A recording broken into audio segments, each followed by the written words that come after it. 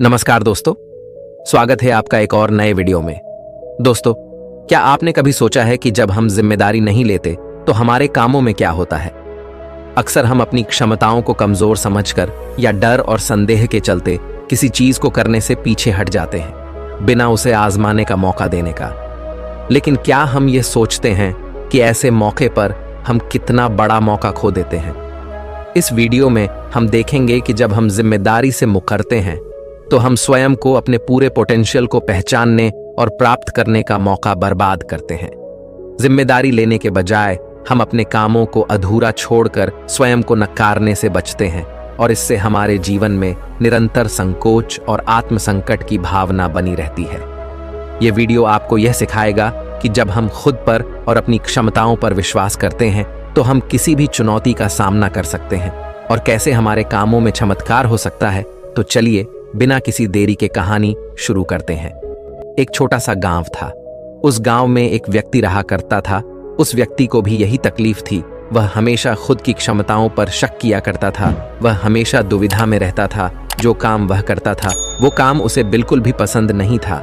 वह तो उस काम को केवल मजबूरी में किया करता था ताकि उसका घर परिवार आसानी से चल सके, उन्हें 2 वक्त की रोटी मिल सके, उनका पेट भर सके। और वह हमेशा सपनों में ही खोया रहता कि किसी न किसी दिन उसे बहुत सारा धन मिल जाएगा और वह उस नगर का सबसे अमीर आदमी बन जाएगा। उसके पास वह सब कुछ होगा जो एक धनी व्यक्ति के पास होता है। सारी सुख सुविधाएं होंगी। उसके पास किसी चीज की कोई कमी ना होगी। मन में यही ख्याल लिए वह हमेशा अपने भगवान की पूजा किया करता।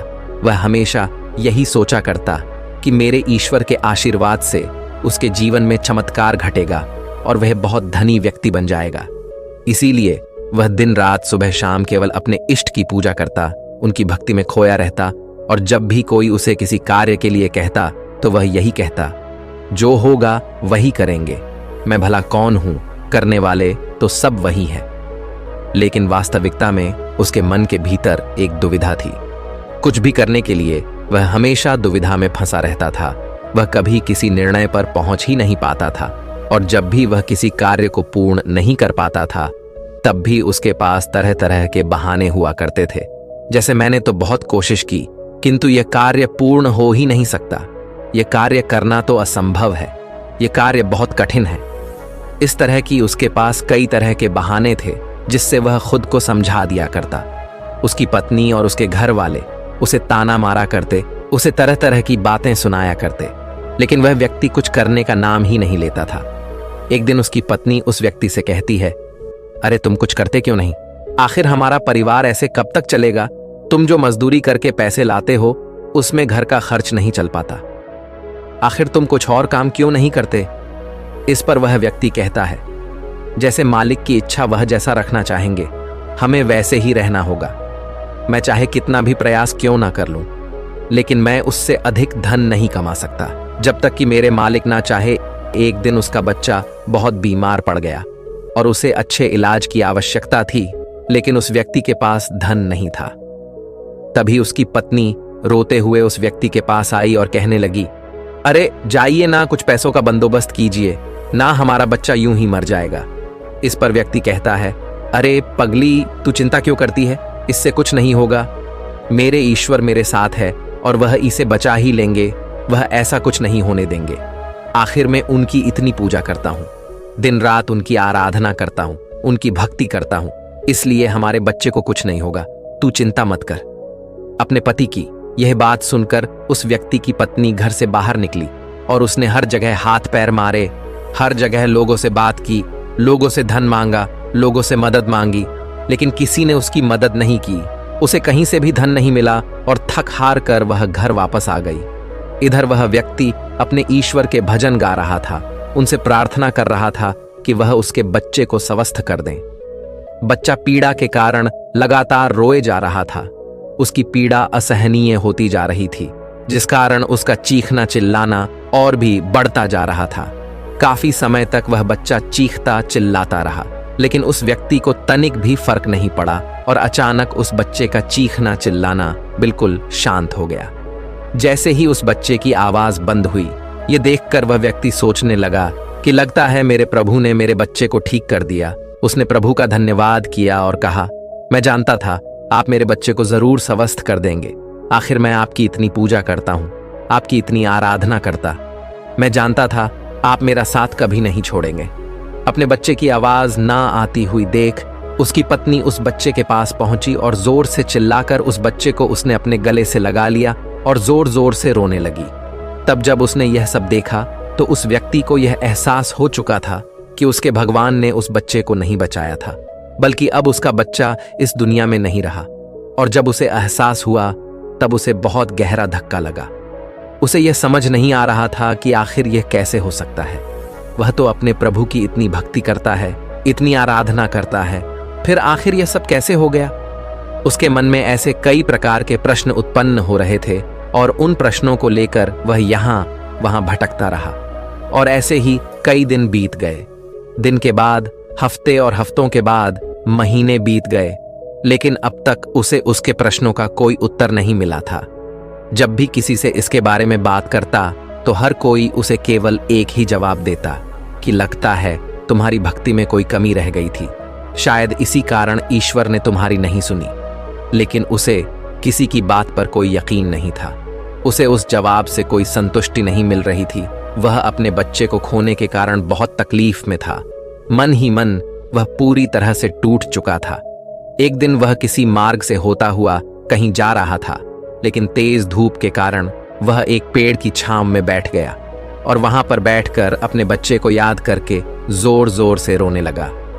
उसी मार्ग से एक साधु होकर गुजर रहे थे। उन्होंने जब उस व्यक्ति के रोने की आवाज सुनी तो वह उसके पास पहुंचे और उस व्यक्ति से कहते हैं, क्या बात हो गई?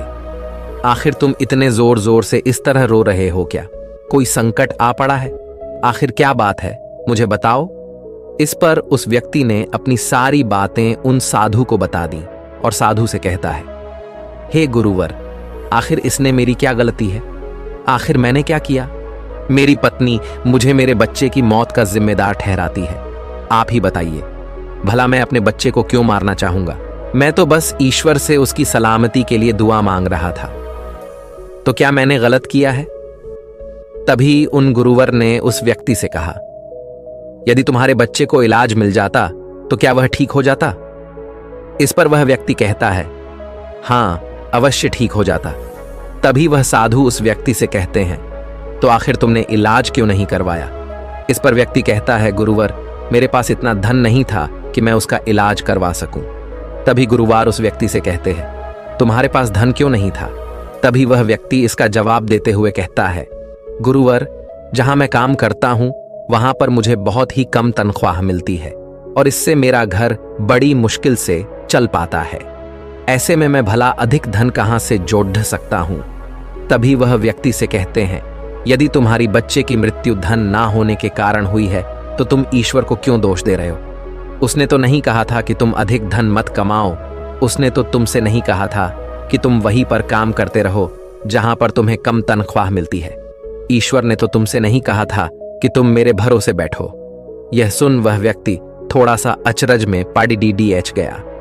उसने उन साधु से कहा, गुरुवर, तो क्या हमें ईश्वर की मदद नहीं मांगनी चाहिए? क्या हमें उनकी पूजा आराधना नहीं करनी चाहिए? तभी वह व्यक्ति से कहते हैं, तुम्हारा ईश्वर कोई और नहीं बल्कि तुम्हारे भीतर है। वो तुम्हारी आंखों से देखते हैं, तुम्हारे ही हाथों से कार्य करते हैं, तुम्हारे ही पैरों से चलते हैं, और जब तुम्हें कुछ करने के लिए तैयार ना हो तो वह तुम्हारी मदद कैसे कर सकते हैं? तुमने ही अपने ईश्वर को हाथ पर हाथ धरे रखने के लिए मजबूर कर दिया है। तभी वह व्यक्ति उनसे कहता है, ठीक है, आपकी बातें बड़ी कड़वी लग रही हैं, लेकिन जो कुछ भी आप कह रहे हैं वह सब सत्य है। कहीं ना कहीं मैं अंदर से जानता था कि मैं ही अपने बच्चे की मौत का जिम्मेदार हूं। यदि मैंने थोड़ा और धन जुटा लिया होता, यदि मैंने थोड़ी सी मेहनत की होती, लोगों से मदद मांगी होती, तो अवश्य ही आज मेरा बच्चा जिंदा होता, मेरे साथ होता। इतना कहकर व्यक्ति जोर जोर से रोने लगा। कुछ देर रोने के बाद फिर से शांत होकर गुरु से कहता है गुरुवर, जब भी मैं कोई कार्य करने जाता हूं तो मेरे पास इतने साधन नहीं होते थे, ना ही धन होता था, ना ही किसी का सहयोग मिलता था, और जब भी मैं कोई कार्य करने जाता तो मेरे मन में एक शंका होती, एक संकोच होता कि क्या मैं इस कार्य को कर सकूंगा या नहीं। तभी वह साधु उस व्यक्ति को एक पेड़ की तरफ इशारा करके कहते हैं, क्या तुम पेड़ पर चढ़ना जानते हो? व्यक्ति कहता है, नहीं गुरुवर, मैं आज तक कभी भी पेड़ पर नहीं चढ़ा और ना ही मैं पेड़ पर चढ़ना जानता हूं, किंतु आप मुझसे यह क्यों पूछ रहे हैं? इस पर वह साधु कहते हैं, अभी बताता हूं। उन्होंने पास में बैठे हुए एक कुत्ते को एक पत्थर मारकर क्रोध दिलाया और वह तुरंत ही पास वाले पेड़ पर चढ़कर बैठ गए। और अब उस कुत्ते के सामने वह व्यक्ति था। उस कुत्ते ने क्रोधित होकर उस व्यक्ति को दौड़ाया। उस व्यक्ति को कुछ समझ नहीं आ रहा था, वह बस तेजी से भागता जा रहा था। तभी उसे अचानक एक पेड़ नजर आया। वह व्यक्ति उस पर जाकर तुरंत चढ़ बैठा। कुछ देर बाद जब कुत्ता वहां से शांत होकर चला गया, तब साधु उस व्यक्ति के पास आए और उस व्यक्ति से कहते हैं, क्या हुआ? तुम तो कह रहे थे कि तुम्हें पेड़ पर चढ़ना नहीं आता, फिर तुम इस पेड़ पर कैसे चढ़ गए? इस पर व्यक्ति कहता है, गुरुवर, न जाने क्यों लेकिन अचानक ही मैं इस पेड़ पर चढ़ बैठा। मैं नहीं जानता यह मैंने कैसे किया, लेकिन मुझे अपनी जान बचाने के लिए यह करना ही पड़ा। इस पर वह साधु तो मुस्कुराने लगे और उस व्यक्ति से कहते हैं, मजबूरी व्यक्ति से सारे काम करा लेती है, फिर चाहे वह उसे कार्य पसंद हो या ना हो। जब तुम्हारी जान पर बन आई तो तुम इस पेड़ पर चढ़ बैठे। आखिर उस वक्त तुमने अपने ईश्वर को क्यों नहीं याद किया? तुम्हें उन्हें अपनी मदद के लिए क्यों नहीं बुलाया? तुम चाहते तो वहीं पर बैठकर अपने ईश्वर को याद कर सकते थे, उन्हें अपनी रक्षा के लिए बुला सकते थे, लेकिन तुमने ऐसा नहीं किया। तुम अपनी जान बचाने के लिए उस पेड़ पर बड़ी सरलता से चढ़ गए, क्योंकि बात तुम्हारी जान की थी। लेकिन जब तुम्हारे बच्चे की जान दांव पर लगी थी, तब तुम ईश्वर से आराधना कर रहे थे, उनसे प्रार्थना कर रहे थे कि वह तुम्हारे बच्चे की जान बचा ले। तुम अपने जिम्मेदारी से भाग रहे थे, पर अगर तुम उस जिम्मेदारी को निभाते तो आज हालत कुछ और होते। उन साधु की ऐसी कड़वी बातें सुनकर व्यक्ति मन ही मन और दुखी हो गया। वह जोर जोर से फूट फूट कर रोने लगा और कहता है, गुरुवर, आप सत्य कहते हैं, मैं ही अपने बच्चे की मौत का जिम्मेदार हूं। मुझे ऐसा नहीं करना चाहिए था, मुझे और अधिक धन जोड़ना चाहिए था। यदि मैंने ऐसा कर लिया होता तो मैं आज अपने बच्चे को बचा पाता, लेकिन अब क्या करूं?